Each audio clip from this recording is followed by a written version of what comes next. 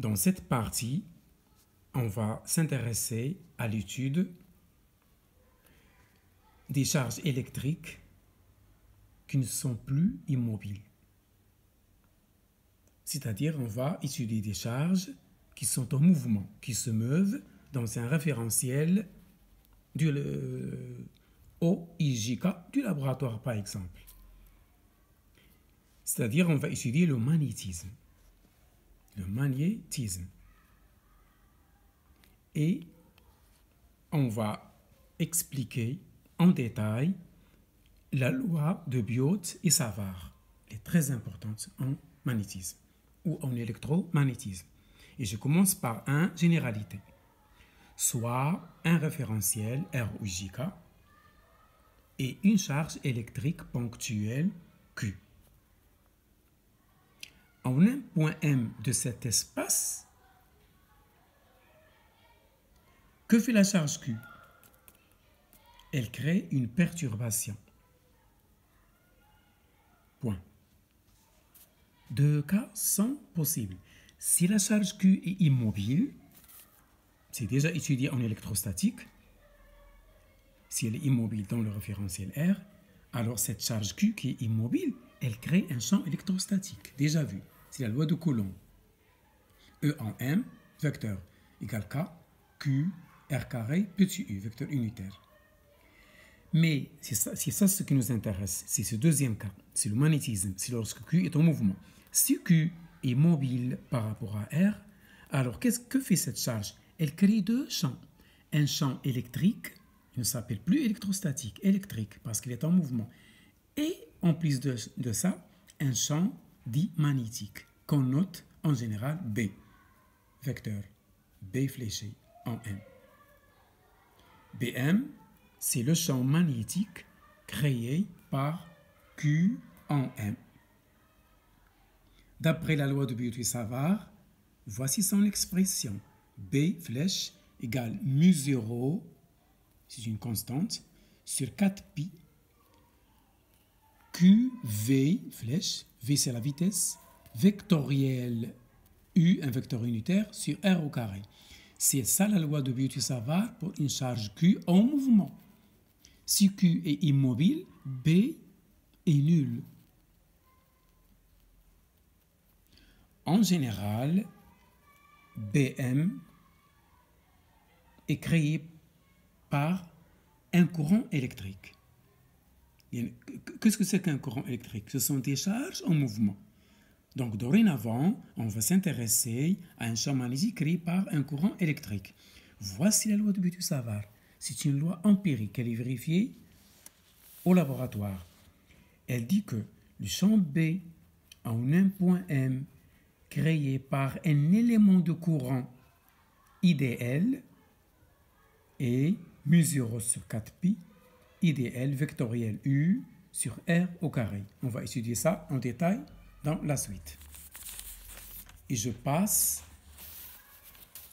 au paragraphe 2, c'est-à-dire aux lois de Biot et Savart proprement dites. Voilà ce que dit cette loi. Si j'ai un élément de courant IDL en un point P, virgule, cet élément de courant, il crée un élément du champ magnétique. Bien sûr, en plus du champ électrique. Ça ne nous intéresse pas ici. dB. Donc, un élément de courant IDL crée un champ magnétique élémentaire dB. C'est le calcul infinitésimal, c'est le calcul différentiel. En un point M de l'espace. Point. mu0, c'est quoi? C'est une constante qui s'appelle la perméabilité magnétique du vide. Voici sa valeur. C'est 4pi10-7, système international. R, c'est un vecteur unitaire. C'est PM sur PM. PM fléché sur PM. C'est un vecteur dans la norme. Le vecteur unitaire, c'est U. C'est PM sur PM. R, c'est PM. Donc le vecteur ici, le vecteur qui localise là où se produit le champ, c'est R. P, c'est là où il y a le courant. M, c'est là où il y a l'événement, le phénomène. Et donc, un élément de courant idéal, il crée un élément DB égale mu 0,4pi IDL vectoriel U sur R. C'est ça la loi de Biot-Savart. Il faut l'apprendre par cœur. Voici un petit schéma qui illustre la situation. Voici un fil traversé par un courant I. Je prends un petit courant, un élément IDL. Et que fait ce courant? Il crée en un point M un élément dB du champ magnétique. dB. Voici P et voici M. Voici celui qui crée l'action. Voici là où se passe l'action. Donc, ce qu'il faut apprendre, c'est ce schéma général et cette formule. C'est ça la loi de Biot-Savart. Et on va expliquer ça par un exemple. Soit un fil électrique conducteur AB, traversé par un courant I. Quelle est l'expression du champ magnétique créé en un point M au voisinage de ce fil? Ce point M, il est distant de H par rapport au fil AB. Qu'est-ce qu'on fait? On prend un élément IDL traversé par le courant I, IDL, qui entoure un point P du fil, et on applique la formule de Biot-Savart. Voilà ce schéma, je l'ai simplifié ici.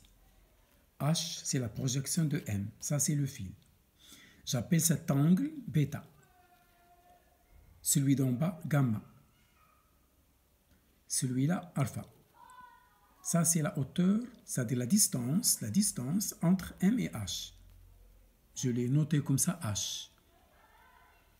R, c'est le rayon vecteur PM. Donc, d'après la loi de Biot-Savart, voici dB. Si vous appliquez la règle de la main droite, que vous avez déjà vu au lycée, vous trouvez que le champ pénètre dans le plan de la feuille. Voilà pourquoi j'ai mis croix. Donc cet élément IDL crée un champ dB qui est perpendiculaire à la feuille, qui vous fouille, il s'éloigne de vous. Voici sa norme, dB égale mu 0,4pi IDL sin bêta, R au carré. dB égale mu 0, regardez le schéma, dB égale mu 0,4pi IDL carré cos alpha. Parce que bêta et alpha, le signe de bêta est égal à cos de alpha. Ce sont deux angles complémentaires. Regardez ça dans le schéma. Et par intégration, je tire B. B, c'est l'intégrale de ça. Je fais sortir la constante et ça reste cos alpha R carré. Bien sûr, DL, ici.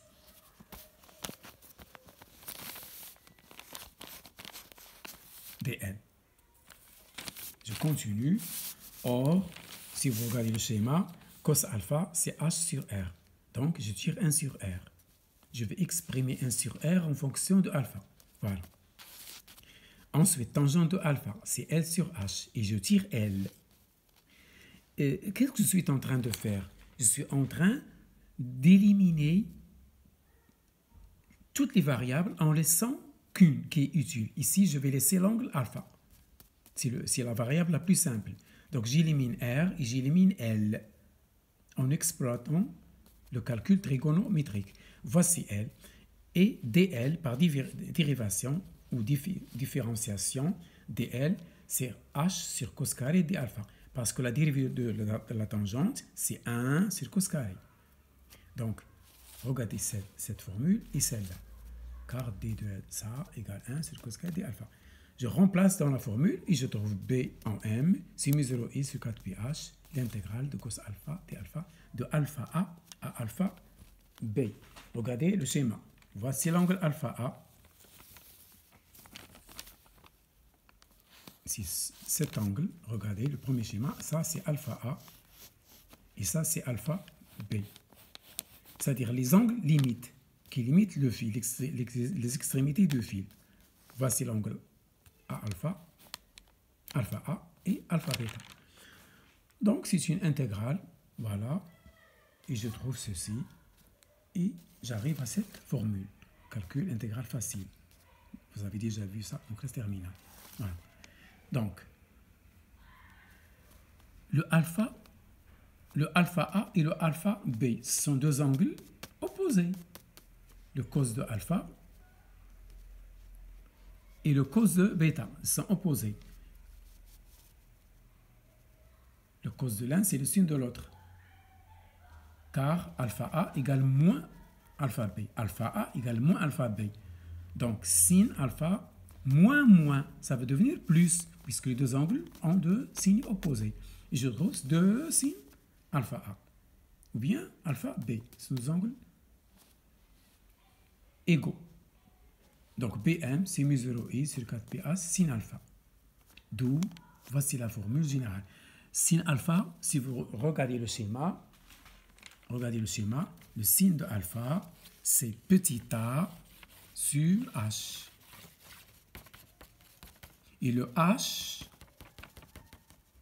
le r, le signe de alpha, c'est a sur r. Le signe de alpha, c'est le côté opposé sur l'hypoténuse r. Or, r, c'est racine de h carré plus a carré, théorème de Pythagore. C'est ce que j'ai mis là. C'est un calcul simple de classe terminale. Voilà, ça c'est la formule générale. Il ne faut pas l'apprendre, il faut connaître la méthode. Si le fil est infini, que signifie le fil est infini? Ça veut dire que le point M est très proche du fil. C'est-à-dire la quantité H tend vers 0. J'obtiens ceci. Si vous donnez à H0, A sur A, vous obtenez ceci. Le A saute avec le A. Et le H, il est nul. Il reste cette quantité. Ou bien, une autre méthode, si le fil est infini, ça veut dire alpha A égale moins pi sur 2 et alpha B égale plus pi sur 2. Vous pouvez remplacer ici, dans la première formule. Et vous trouvez le même résultat. Voici pour la loi de Biot et Savart. On va essayer de faire plusieurs exercices.